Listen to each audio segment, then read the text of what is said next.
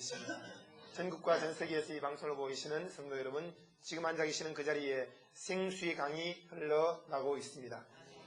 오늘은 천국의 행복이라는 제목으로 함께 말씀을 나누겠습니다.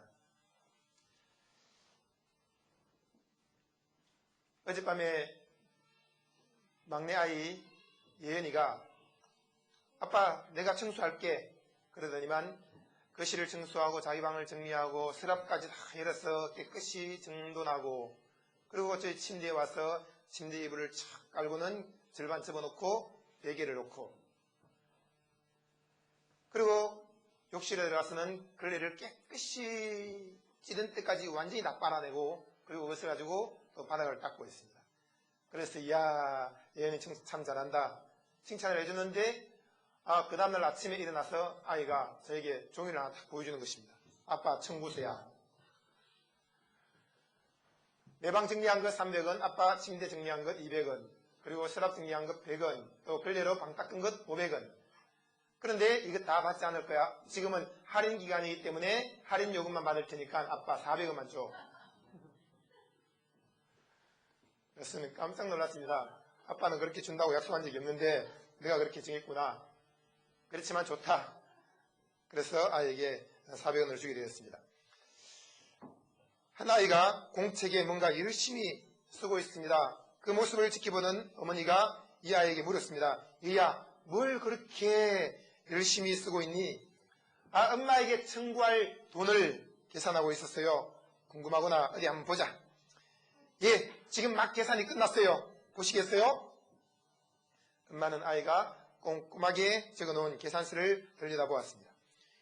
우유 받아오기 3번 300원, 부엌 청소 2번 400원, 마당 청소 3번 600원, 구두 닦기 4번 800원, 식탁 차리기 4번 400원, 합계 총 2,500원. 엄마는 웃지 않을 수 없었습니다. 엄마도 청구서를 쓸 테니 너가 한번 봐주겠니? 엄마도요? 그래. 엄마도 저한테 용돈 타시려고요. 엄마는 한 게 아무것도 없잖아요. 그러면서 엄마는 청구서를 써내려갔습니다. 8년 동안 식사 제공, 영원. 수없이 많은 설거지와 빨래, 영원. 아플 때 병간호, 영원. 숙제 도와준 것, 영원. 온갖 시중 들기, 영원. 합계, 영원. 엄마! 그런데 왜 엄마는 영원이라고 찍었나요? 왜냐하면 엄마는 하나님께 아무것도 하지 않았는데 큰 구원을 선물로 받았기 때문에 감사하고 그리고 아무것도 하지 않았는데 하나님께로부터 큰 선물인 너를 받았기 때문에 감사하고 그리고 다른 모든 것들도 하나님께로부터 선물로 받았기 때문에 감사할 뿐이란다. 아무것도 내가 계산할 수 있는 것이 없어. 엄마는 너에게 아무것도 바라지 않고 단지 감사하는 마음으로 무엇이든지 다 주고 싶고 하고 싶단다. 그래서 엄마가 너에게 청구할 것은 하나도 없단다. 하지만 너가 청구한 2,500원 내가 주마. 이야기가 끝난 후 엄마는 아이에게 돈을 주기 위해 지갑을 찾으려고 했습니다. 그러자 아이는 엄마를 껴안으며 이렇게 말했습니다. 아니 엄마, 저도 엄마에게 한 푼도 안 받겠어요. 그래도 엄마는 용돈을 주었습니다. 여러분, 오늘 성경은 말씀하고 있습니다. 심령이 가난한 자는 복이 있나니 천국이 저희 것이다. 여기에서 가난하다는 것은 근근히 먹고 살 형편이 될 정도로 가난한 것을 말하는 것이 아니라 완전히 아무것도 할 수 없을 정도로 빈털털이 거지 같은 가난을 말하고 있습니다. 무엇을 가난하다고 했습니까? 물질적으로 가난한 것을 이야기하지 않았습니다. 현실적으로 물질적으로 빈곤한 것이 아닙니다. 예수는 결코 빈민굴에 살아라 의식주가 결핍하여 병약한 삶을 살아라 그렇게 말씀하지 않았습니다. 가난은 기독교 복음으로 뭘 하나 해야 될 하나의 목록입니다. 여기서 말하는 것은 심령이 가난한 자를 이야기하고 있습니다. 심령이 가난하다. 이것은 무슨 의미일까요? 의가 하나도 없다라고 생각하고 하나님 앞에 내세울 것은 특별만한 의도 내 것은 없나이다.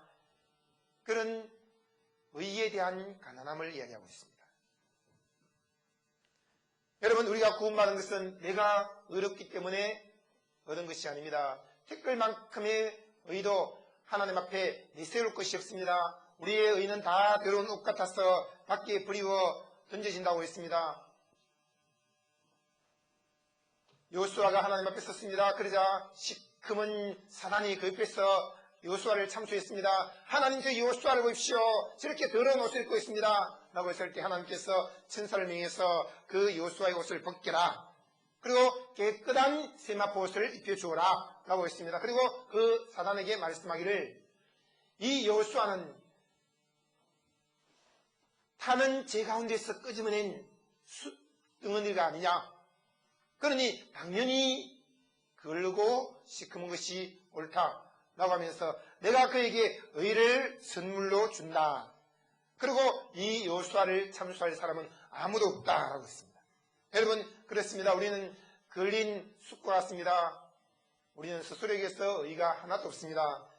그런데 예수 그리스도께서 우리 대신 침뱉음 당하고 땀을 맞고 수염이 뽑히고 욕을 얻어먹고 나무에 매달려 양손과 양발에 못이 박혔고 온몸에 채찍을 맞아서 살찜이 떨어져 나오고 몸이 찢겨졌으며 그분은 피와 물을 쏟으며 우리 대신 십자가에서 모든 죄와 저주와 모든 조롱을 당하신 것입니다. 그리고 예수 그리스도는 우리의 죄를 인하여 십자가에 내어 준 바 되었으며 우리의 의를 인하여 죽은 지 사흘 만에 부활하신 바 되었습니다. 예수 그리스도께서 부활하심으로 말미암아 사망 권세, 죄의 권세, 사단의 권세가 완전히 깨뜨려졌습니다. 여러분, 예수 그리스도를 믿는 순간에 우리의 모든 죄는 다 용서받았으며 그리스도 안에서 의롭다함을 얻게 되었습니다. 이 의는 하나님께로부터 오는 의이며 하나님이 선물로 주시는 의입니다. 오늘 산상설교는 12사도를 취임 임명할 때 한 설교였습니다. 예수님은 큰 일을 착수함에 있어 먼저 조력자들을 뽑아 세우고 효과적으로 사명 수행을 하기 위해서 그들을 가르쳤습니다. 기독교 대요, 천국 대헌장, 왕의 선언문이라고도 일컬어집니다. 주님의 교훈의 핵심 본질을 담고 있으며 주님의 말씀의 진수를 내포하고 있습니다. 그리고 이 산상설교는 단 한 번의 가르침이 아니라 여러 번 종종 설교한 내용을 요약해서 정리한 것입니다. 그리고 팔복은 단순한 서술형이 아닙니다. 이것은 감탄문입니다. 오 행복이여, 오 행복한 사람이여, 그런 의미입니다. 심령이 가난한 자는 복이 있나니라고 할 때 오 심령이 가난한 자의 행복이여. 왜 행복합니까? 천국을 소유했기 때문이로다. 오 애통하는 자의 행복이여. 왜 행복한가? 위로를 받았기 때문이다. 오 온유한 자의 행복이여. 왜 행복한가? 제가 땅을 기업으로 얻었기 때문이로다. 오 의에 줄이고 목마른 자의 행복이여. 왜 행복한가? 제가 배부르게 되었기 때문이다. 긍휼히 여기는 자의 행복이여. 그가 왜 행복한가? 그가 긍휼히 여김을 받았기 때문이다. 마음이 청결한 자의 행복이여. 그가 왜 행복한가? 제가 하나님을 보게 되었기 때문이다. 화평케 하는 자의 행복이여. 그가 왜 행복한가? 하나님의 아들이라 일컬음을 얻었기 때문이로다. 그를 위해서 핍박받는 자는 행복하구나. 왜 행복한가? 그가 천국을 소유했기 때문이다. 라고 했습니다. 나를 인하여 너희를 욕하고 핍박하고 거짓으로 너희를 거스려 모든 악한 말을 할 때 그런 말을 듣는 사람은 행복하도다. 기뻐하고 즐거워하라. 하늘에서 그에게 상이 크미로다. 라고 했습니다. 여러분, 예수 그리스도를 믿음으로 말미암아 천국을 소유했으므로 우리 안에 천국의 행복이 들어와 있습니다.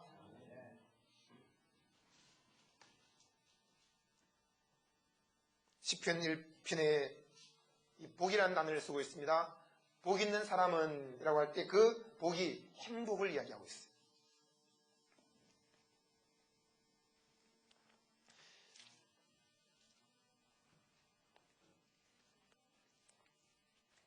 여러분, 우리가 착한 일 많이 했기 때문에 복 있는 사람 된 것 아닙니다.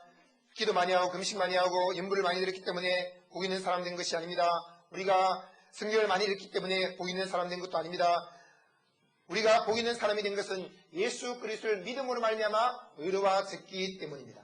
이 복 있는 사람은, 예수 그리스도를 믿음으로 말미암아 의롭다함을 얻은 사람은 행복하다. 이 믿음으로 말미암아 의로워진 행복한 사람은, 그 행복한 사람은 악인의 꾀를 쫓지 않습니다. 죄인의 길에 서지 않습니다. 오만한 자의 자리에 앉지 않습니다. 그 믿음으로 말미암아 의로워진 행복한 사람은 여호와의 율법을 즐거워합니다. 그 율법은 하나님을 사랑하라, 이웃을 사랑하라 라는 것입니다. 그 율법을 주야로 묵상합니다. 믿음으로 말미암아 의로워진 행복한 사람이 되었기 때문에 우리는 시냇가에 심기운 나무가 되었습니다. 씨를 쫓아 과실을 맺습니다. 그 잎사귀가 마르지 않습니다. 그 하는 모든 일이 형통합니다. 행복하기 때문입니다. 악인의 꾀를 쫓지 않기 때문에 행복합니까? 죄인의 길에 서지 않았기 때문에 복 있는 사람이 되었습니까? 꼬마는 자의 자리에 앉지 않기 때문에 축복을 받습니까? 그런 것이 아닙니다. 믿음으로 말미암아 의로워졌기 때문에 행복한 사람이 되었습니다. 여러분, 성경에 나오는 모든 사람들이 믿음으로 말미암아 의인이 된 사람들입니다. 노아는 당대의 의인이었습니다. 에녹도 의인이었습니다. 그들은 믿음으로 하나님을 섬긴 사람들이었고 하나님께서 그들과 함께 계셨다라고 말씀을 하고 있습니다. 그러므로 복 있는 사람이라고 할 때 이것은 무엇인가 율법적으로 완벽하게 행했기 때문에 복을 받는 사람이다 라는 의미가 아니라 예수 그리스도를 믿음으로 말미암아 행복해진 사람을 의미하고 있습니다. 여러분, 예수 그리스도를 구주로 믿고 있으면 아멘 하시기 바랍니다. 믿음으로 의로워진 이 행복한 사람은 이제는 악인의 꾀를 쫓지 않습니다. 악인은 무엇입니까? 죄인이 있고 의인이 있고 악인이 있습니다. 의인은 예수 그리스도를 믿음으로 말미암아 의로워진 사람이요, 죄인은 예수 그리스도를 믿지 아니함으로 말미암아 성령으로부터 책망받는 사람입니다. 성령이 책망할 때 이 가늠한 놈아, 이 거짓말한 놈아, 이 나쁜 일 한 놈아, 그렇게 책망한 것이 아니라 성령께서 책망한 것은 죄에 대해서 책망한 것입니다. 죄에 대해서라 하면 예수 그리스도를 믿지 아니함을 말하고 있습니다. 예수 그리스도를 믿지 않는 사람은, 그 사람은 죄인입니다. 모든 사람이 죄를 범하였음에 하나님의 영광에 이르지 못하고 있습니다. 그러나 우리는 예수 그리스도를 믿음으로 말미암아 죄를 사함받았고 하나님의 영광에 이르게 되었습니다. 여러분, 한 분 한 분에게 하나님의 영광이 임했습니다. 아담과 하와는 처음 그들이 지음받았을 때 옷을 입을 필요가 없었습니다. 나뭇잎으로 부끄러운 것을 가릴 필요가 없었습니다. 왜 그랬습니까? 하나님의 영광이 그들을 덮고 있었기 때문이었습니다. 하나님의 빛이 그들을 둘러싸고 있었기 때문입니다. 그러므로 그들은 부끄러운 것이 없었고 그들은 수치가 없었습니다. 그런데 죄를 짓는 순간에 하나님의 영광이 떠나버렸습니다. 하나님의 빛이 사라져버렸습니다. 그 순간 부끄러운 것을 느끼게 되었습니다. 수치를 알게 되었습니다. 죄가 무엇인지 알게 되었습니다.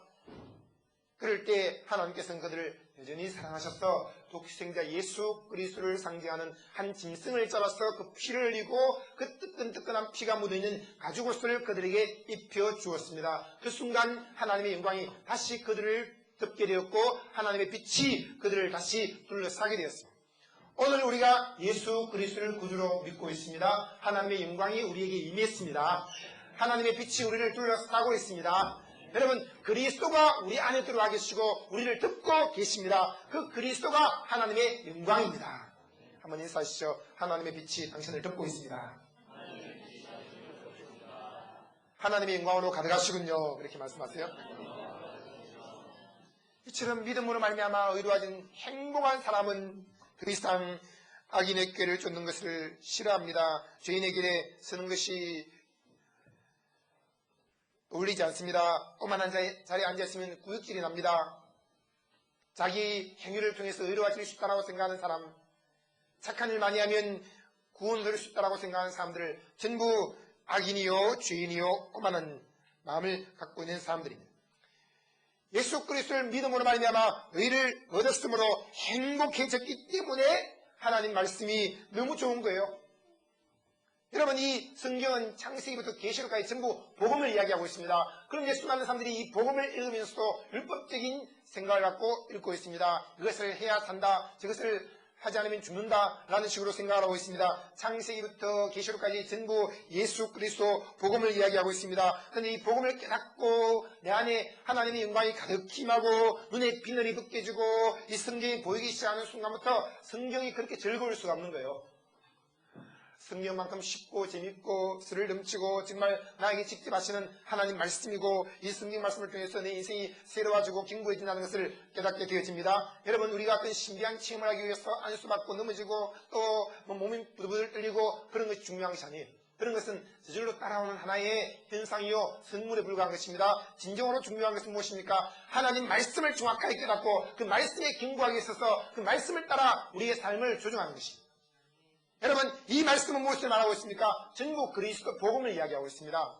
오늘 우리가 복음을 깨달았으므로 이 말씀이 얼마나 귀한지를 알게 되었고 말씀 보는 것이 너무 즐겁고 신납니다.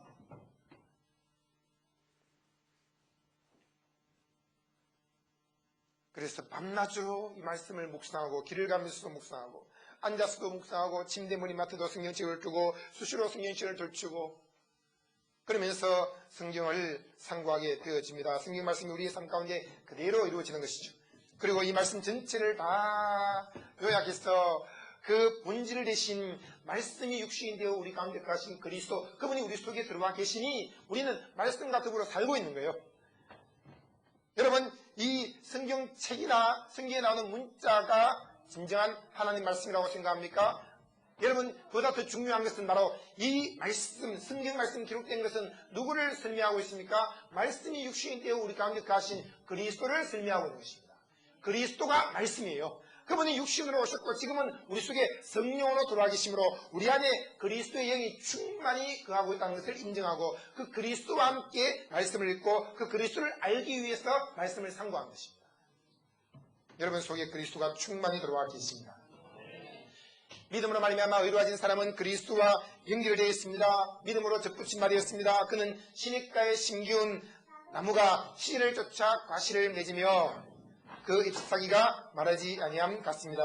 그 행사가 다 형통한다라고 말씀을 하고 있습니다. 찬양 부르겠습니다. 할렐루야 할렐루야 할렐루야 할렐루야 할렐루야 할렐루야 할렐루야 할렐루야 할렐루야 할렐루야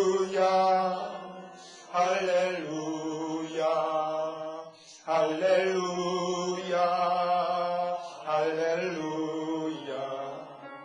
할렐루야 할렐루야 할렐루야 할렐루야 할렐루야 손 들고 할렐루야 할렐루야 성령님께서 이곳에 임재해 계시다.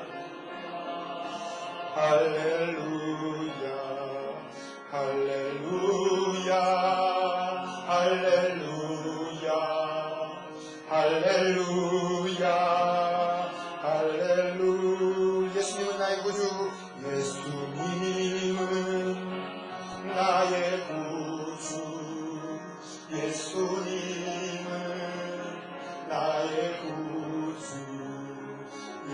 예수님은 나의 구주 예수님은 나의 구주 할렐루야 할렐루야 할렐루야 할렐루야 할렐루야 할렐루야 할렐루야 할렐루야 할렐루야 할렐루야 저는 시냇가에 심기운 나무가 되었습니다. 예수 그리스도를 믿음으로 말미암아 그리스도께 접붙임 바 되었습니다. 나는 포도나무요 너희는 가지니 저가 내 안에 내가 제 안에 있으면 이 사람은 과실을 저절로 많이 맺나니 너희가 나를 떠나서는 아무것도 할 수 없습니다라고 말씀을 했습니다. 우리는 믿음으로 말미암아 주님께 붙어 젖고 그리고 생명의 근원 되신 그리스도로부터 계속 생명을 공급받고 있습니다. 여러분 생수의 강 되신 그리스도가 내 안에 들어와 계십니다. 그리고 씨를 쫓아 과실을 맺습니다. 우리 스스로 과실을 맺는 것이 아닙니다. 여러분 이 포도나무 가지는 또한 시냇가에 심기운 나무는 스스로 무엇을 하는 것이 아니에요. 우리는 수많은 프로그램과 방법을 통해서 또 인간적인 술수와 장기를 통해서 하나님의 교회를 부흥시켜 보려고 또 자기 사업을 크게 성공시키려고 애를 쓰고 있습니다. 그렇게 하다가 새로운 것을 자꾸 도입하고 또 도입합니다. 그런데 얼마 안 가면 그것이 또 식상해집니다. 그럼 또 새로운 프로그램을 도입합니다. 그러면서 거기에 나중에 매여버리는 것이 하던 것을 안 할 수도 없고 그러면서 결국은 인간적인 육신의 힘으로 하나님의 교회를 숨기다가 지쳐버리게 됩니다. 여러분 원래 우리에게는 아무것도 없었습니다. 주님께서 우리에게 성령을 보내신다라고 약속했습니다. 성령을 통해서 유비컷에서 시대가 열린 것입니다. 성령이 어디를 가는지 우리와 함께 계시고 성령을 통해서 복음을 전파하고 성령을 통해서 교회가 계속적으로 성장할 것을 말씀하고 있는데 우리는 성령이 아닌 다른 것을 의지할 때가 많습니다. 여러분 육신의 힘으로 교회를 섬기는 것이 아니라 성령을 쫓아서 교회를 섬기시기 바랍니다. 여러분 우리가 가진 모든 것들 원래 없었던 것들이에요. 마이크가 교회를 부흥시켜주는 것 아닙니다. 여러분 카메라가 교회를 부흥시켜주는 것 아닙니다. 수많은 프로그램과 조직과 행정들이 교회를 부흥시키는 것이 아닙니다. 그것은 성령의 강물이 흘러넘침으로 말미암아 교회가 부흥되었을 때의 필요에 따라서 주어진 것들이었지 그것 자체가 부흥의 원동력이 아니라는 것을 기억해야 됩니다. 그런데 수많은 사람들은 이런저런 것들을 많이 갖춰놓고 있습니다. 그리고 나중에 그것에 이제는 묶여고 그것을 짐지고 그것에 내어서 옴짝달싹 못하게 되는 사람들이 참으로 많습니다. 그러므로 교회는 성령께서 허락하신 특별한 어떤 조항들이 아니면 스스로 많은 규정을 만들거나 많은 프로그램이나 많은 일들을 벌리지 말아요. 오직 성령을 힘입어서 복음을 전파하고 그리고 성령께서 크게 역사하심으로 말미암아 수많은 군중들이 밀려들면 그 군중들을 놓고 세례를 주기도 하고 그 군중들을 교육시키기도 하고 그들에게 어떤 봉사할 수 있는 기회를 주는 것이지 처음부터 많은 것들을 만들어 놓고 그것에 사람들을 끼워 맞추기 시작하다 보면 결국은 수많은 사람들이 숨이 막혀서 견딜 수가 없는 거예요. 지금도 성령님께서 우리 종합문장교회를 인도하고 계십니다. 여러분 개인의 삶과 또 사업을 인도하고 계십니다. 그러므로 육신적인 생각을 가지고 무엇인가 해야만 돼. 그리고 내 머리에서 끄집어낸 아이디어를 가지고 어떤 일을 하려고 하다 보면 그 아이디어가 나를 지배해버립니다. 오직 성령님의 인도를 따라서 교회를 섬기시고 기쁨과 즐거움으로 구원의 감격으로 교회를 섬기시기를 바랍니다. 그 잎사귀가 말하지 않습니다. 그 행사가 다 형통한다고 했습니다. 바로 우리는 믿음으로 말미암아 의로워진 행복한 사람이 되었기 때문에 우리가 하는 모든 일은 다 형통하게 되겠습니다. 그러나 한 가지 일은 형통하지 않습니다. 육신적인 일은 형통하지 않습니다. 성령을 쫓아 행할 때에만 모든 것이 형통하고 성령을 따라 사는 사람들은 절대로 조급하지 않습니다. 아브라함은 육신의 열매를 낳았습니다. 그것이 바로 하갈을 취해서 이스마엘을 얻은 것입니다. 그러나 그것이 하나님 뜻이 아니었습니다. 하나님께서 원하신 것은 아브라함이 성령의 인도를 따라 살기를 원하셨고 성령께서는 때가 되었을 때 그에게 말씀이 응하겠고 그 나이가 들고 아이를 낳을 수 있는 사람을 감동하심으로 그에게 아이 낳을 수 있는 힘을 주셨고 그가 아기를 낳게 되었습니다. 성령의 열매를 얻게 된 것입니다.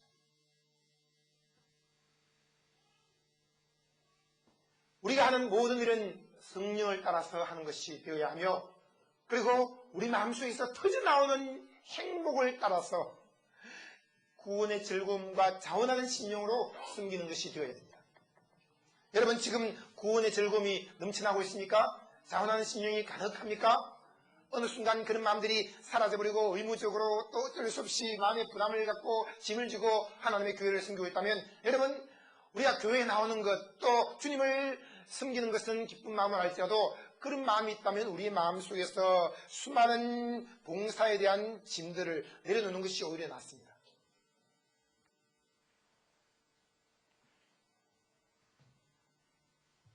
어떤 사람은 신학을 다니면서 신학교 안에서 청소하는 것 자체를 굉장한 짐으로 생각하고 내가 신학교에 청소하러 왔나? 나는 청소하러 온 사람이 아니야. 나는 하나님 말씀 좀 하기 위해서 와서. 물론 맞습니다. 그러나 청소하는 것도 우리가 해야 될 일이.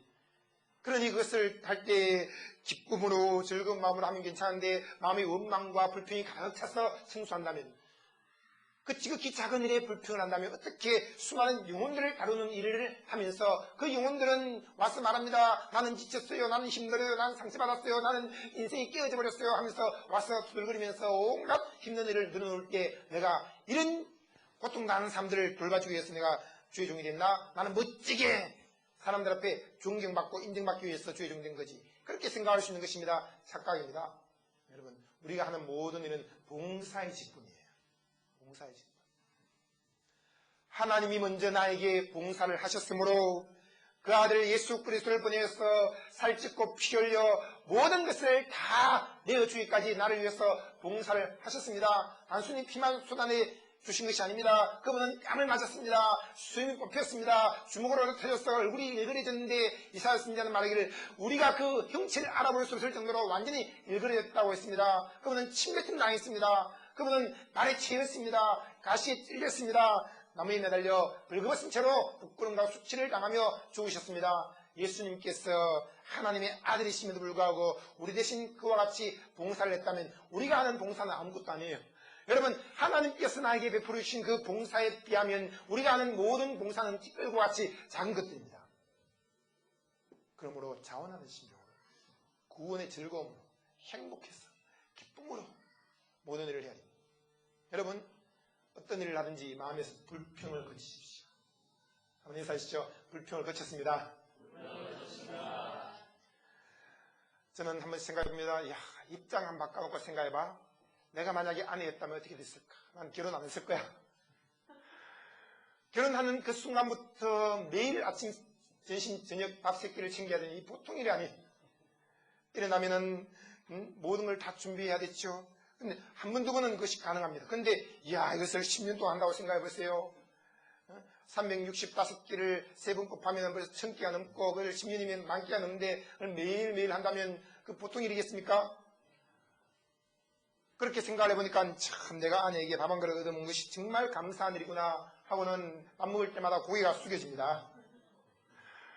그리고는 아내가 밥을 챙겨주든 안 챙겨주든 그것과 상관없이 항상 감사하며 살기로 했어요. 그리고 아침은 내가 챙겨 먹고 점심도 할 수 있다면 챙겨 먹고 들어가면 좋겠구나 라는 마음까지 생깁니다. 그리고 저녁을 차려주면 이야, 이 저녁 차려준 것만 해도 100만 번, 1000만 번 감사합니다. 감사합니다. 그런 마음으로 식사를 하게 되었습니다.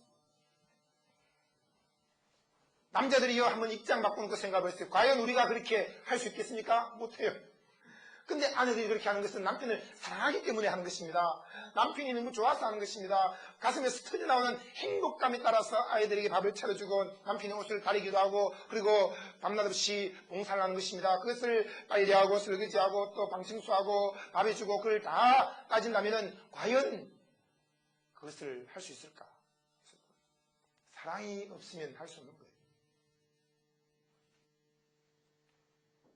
남편들이요, 아내가 차려주는 밥을 놓고 불평을 거치십시오.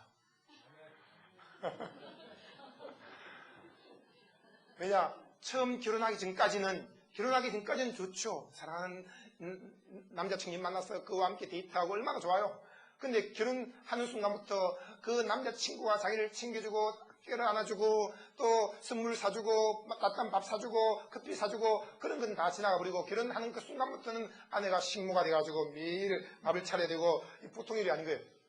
그랬을 때 남자들이 생각을 바꿔야 되는 것입니다. 아내들은 사랑의 마음으로 남편을 섬기는데 남편들이 왜 밥 안 차려주나 라고 생각하고 또 반찬 이게 뭐야 아니면 또 왜 이렇게 미리 준비 안 해놓은 거야 라고 하면서 두들거릴 이유가 하나도 없다는 것입니다. 왜냐하면 처음 만났을 때 원래 아내는 남편에게 밥을 안 해줬던 사람이에요. 그리고 밥 해주기로 하고 계약을 하고 결혼 선서한 것도 아니고 처음부터 밥 한 그릇도 안 해줬음에도 불구하고 사랑하는 순수한 마음으로 만나서 결혼을 했고 그리고 각자의 맡겨진 임무에 충실하면서 직장도 다니고 또 밥도 해주고 그렇게 된 것입니다. 그러니 원래 내가 밥을 안 얻어먹었을 사람이야. 그러니 한 그릇만 차려줘도 1년에 밥 한 그릇만 차려줘도 감사하십시오. 원래 남편이 나에게 돈 갖다 줘야 될 사람이 아닙니다. 남편이 나에게 많은 갖다 줘도 감사하십시오. 여러분, 우리는 원래 없었다라는 걸 생각하면 감사할 이유밖에 없습니다. 우리의 행위로서는 의로워질 수가 없고 하나님 앞에 인정받을 수도 없고 하늘나라 들어갈 수도 없습니다. 하나님과 화목해 드릴 수도 없습니다. 그런데 티끌만한 그런 모든 의를 다 제쳐놓고 하나님께서 위로부터 우리에게 의를 선물로 주셨습니다. 태산같이 큰 의를 선물로 주셔서 예수 그리스도를 믿기만 하면 영원히 모든 억만가지 죄를 다 사함받고 성령으로 거듭나 하나님의 자녀가 되는 이 큰 은혜를 주셨고 이 큰 능력을 우리에게 베풀어 주셨습니다. 이 큰 구원을, 이 큰 은혜를 받은 사람들이 모든 하는 봉사가 감사하는 기쁜 마음으로, 섬기는 마음으로, 즐거운 마음으로 하는 것이 당연하지 않겠습니까? 직장 나갈 때 하루 출근하는 그 순간에 투덜거리지 마십시오. 아내에게 미소를 지으면서 감사하는 마음으로 직장에 출근하십시오. 나는 말이야 일찍 일어나서 직장 출근하는데 아내는 또 내 나가고 나면 잠잘 거 아니야. 그런 생각을 버리십시오. 아내가 게을러서 잠자는 것이 아닙니다. 피곤하기 때문에 잠자는 것이기 때문에 잠 더 자라고 하고 푹푹 자라고 내가 당신 대신 열심히 일해서 돈 벌어올 테니까 실컷 자라고 끝나고 해서 아내가 자는 거 아니에요. 사랑하는 사람은 잠을 잘 수가 없는 거예요. 몸이 피곤하기 때문에 피로를 해소하기 위해 잠자는 것이지 게을러서 잠자는 아내는 아무도 없습니다. 그리고 여러분 남자가 밖에 나가서 돈 벌어오고 그 기업을 키우는 것도 중요하지만 아내가 남편이 벌다 준 돈을 가지고 그 가정에 투자를 해서 가정에 있는 자녀와 모든 가정을 행복한 기업으로 키워나가는 것, 이것도 더 큰 기업이에요. 우리의 자녀 한 사람이 100조 원짜리니까 그 100조 원짜리 아이에게 교육비를 투자하고 그 아이에게 건강할 수 있도록 음식을 차려주고 옷을 입히고 그런 기업을 키우는 것도 얼마나 중요한지 모릅니다. 그러므로 집에 있는 아내들이요, 내가 직장생활 안 하고 수많은 다른 여인들처럼 뛰어다니지 않으니까 나는 뒤처지는 거야. 나는 벌써 머리가 굳어지는 거야. 나는 벌써 인생이 허무하게 지루한 삶을 사는 거야. 그렇게 생각하지 말고 하나님께서 나에게 맡겨주신 이 자녀들, 이 100조 원짜리 이상 가는 큰 기업들을 키우는 나는 기업의 회장이야. 그렇게 믿으십시오. 서로 인사하십시오. 당신은 기업의 회장입니다. 자식은 여호와의 주신 기업이 어떻게 되면 그의 상급이라고 했습니다. 여러분, 이 자녀에게 큰 하나님께서 기업으로 우리에게 선물로 주셨으므로 그 기업을 키우는 거 중요한 거예요. 그러니 돈 생기면 통장에만 자꾸 집어넣지 말고, 그리고 아파트를 사고 땅을 사고 새로운 차를 사는 것 중요합니다. 그러나 그것만을 위해서 돈 쓰지 말고 여러분 돈 있는 가지고 자녀 교육을 위해서 투자하고 자녀의 믿음 생활 잘할 수 있도록 그 아이를 도와주고 그런 것이 정말 중요한 것입니다. 그리고 어릴 때부터 부실하게 키우지 말고 아이들 잘 먹이고 그런 모든 것들이 자녀에게 투자하는 거예요. 여러분 지금 내가 돈을 1억 모은다고 벌벌벌 떨면서 정말 가방으로 못 사먹고 책 안 사보고 아이에게 제대로 공부도 안 시키고 그런 식으로 한다면 그것이 무슨 유익이 있겠습니까? 그 1억은 없다가 생길 수도 있고 있다가 없어질 수도 있는 것입니다. 그런데 하나님 주셨을 때마다 그것을 가지고 자녀 양육할 때에 투자를 하는 것입니다. 하나님이 나에게 선물로 주신 이 기업, 자식은 여호와의 주신 기업이요, 이 하나님의 기업에다가 투자를 하는 것입니다. 그 아이에게 투자를 하는 것이 가장 물질을 잘 쓰는 지혜입니다.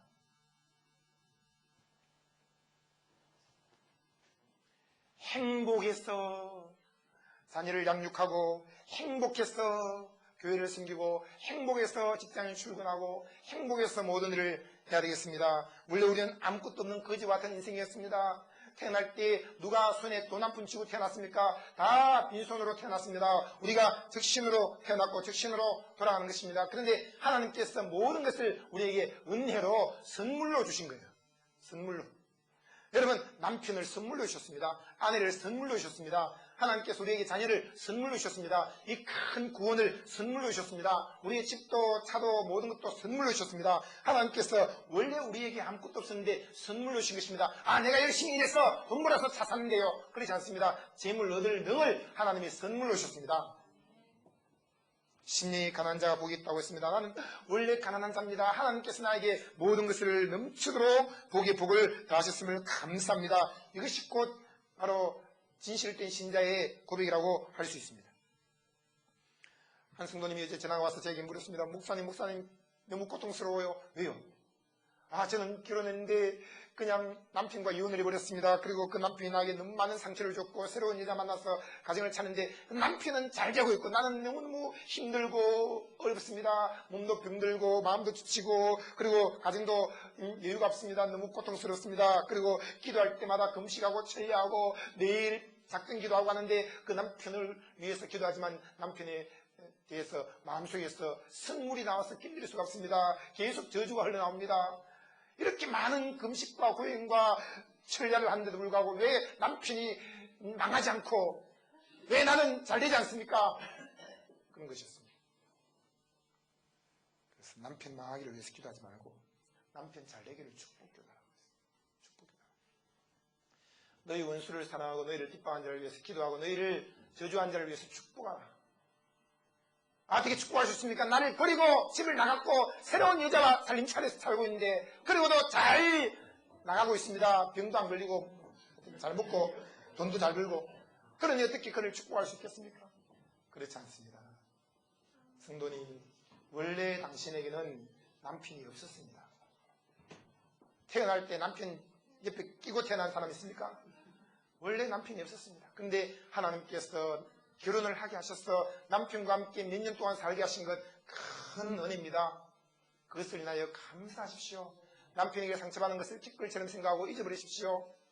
그리고 남편을 다 용서하고 그를 축복하고 그를 사랑하십시오. 그가 잘 되기를 위해서 비십시오.